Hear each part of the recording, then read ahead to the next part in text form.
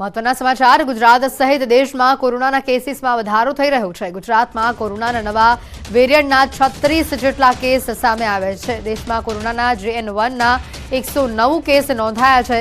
ગુજરાતમાં JN1 વેરિયન્ટના સૌથી વધુ 36 કેસ નોંધાયા છે। JN1 કર્ણાટકમાં 34 અને ગોવામાં કુલ 14 કેસ તેના સામે આવ્યા છે।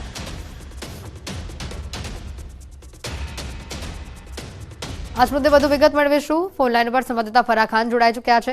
फराह, जिस तरह से ये JN1 वेरिएंट के केसेस सामने आ रहे हैं, आगे भी ये केसेस बढ़ने की संभावना व्यक्त की जा रही है।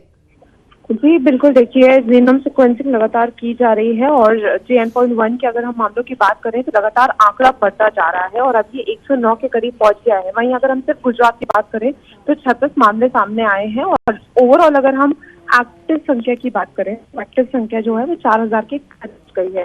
JN.1 का जो हमने देखा था कि एक मामले से शुरुआत हुई थी और अब देखते देखते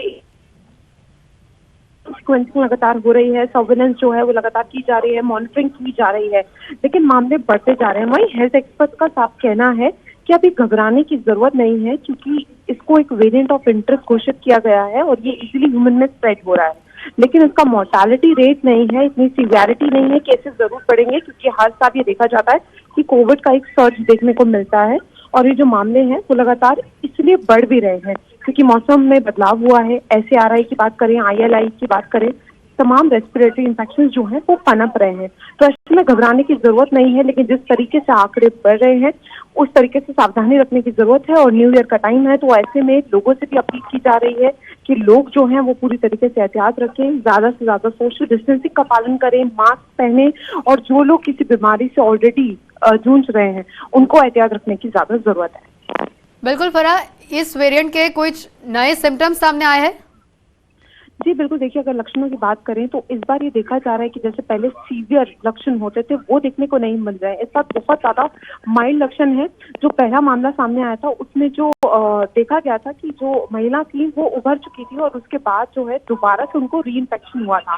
तो मामले यही देखने को मिल रहा है कि काफी माइल्ड इन्फेक्शन है। अगर आपको 2-3 बार फीवर जो है वो रजिस्ट हो रहा है, बार बार आ रहा है, तो आपको डॉक्टर से कंसल्ट करने की जरूरत है और टेस्टिंग कराने की बहुत ज्यादा जरूरत है क्योंकि बीच में देखिए लोग लापरवाह हो गए थे, लोग टेस्टिंग भी नहीं करा रहे थे। तो टेस्टिंग बहुत ज्यादा जरूरी है। टेस्टिंग होगी तो उसके बाद जो है वो जीनोम सीक्वेंसिंग होगी और तब पता चलेगा कि जो नया वेरिएंट है ये किस तरीके से ह्यूमन में स्प्रेड हो रहा है। बिल्कुल फराह, बच्चों के लिए इस वेरिएंट्स में सबसे ज्यादा सावधानी की जरूरत क्या है, क्योंकि कई तरह से ये भी सामने आ रहा है क्योंकि बच्चों के लिए JN1 वेरिएंट सबसे खतरनाक साबित हो सकता है।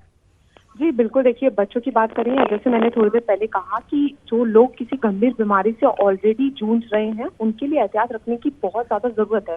और सिर्फ बच्चों को कोविड से ही नहीं बचाना, अभी रेस्पिरेटरी इन्फेक्शन भी है। देखिए अभी हमने चाइना में देखा था निमोनिया के मामले सामने आ रहे थे जिसको वॉकिंग निमोनिया भी कहा जा रहा था, जो मिस्टीरियस था। तो यहाँ पर बहुत ज्यादा जरूरत है कि बच्चे जो है वो हाइजीन मेंटेन कर रहें और मास्क लगाएं। और अभी जैसे न्यू ईयर का टाइम है तो ऐसे में बहुत ज्यादा जरूरी है कि भीड़ भाड़ जैसी जगहों से उनको बचाया जाए और मास्क की आदत उनको भी डाली जाए।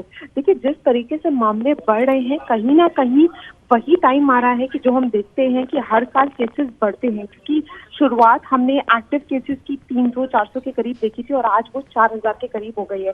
वहीं अगर JN के मामले देखें तो JN के 3 मामले रिपोर्ट हुए थे और आज 109 मामले हो गए। तो ये कहीं ना कहीं दर्शा रहा है कि सावधानी की बहुत ज्यादा जरूरत है। बिल्कुल फराह, धन्यवाद। जरूर पड़ेंगे। जी धन्यवाद जुड़ने के लिए।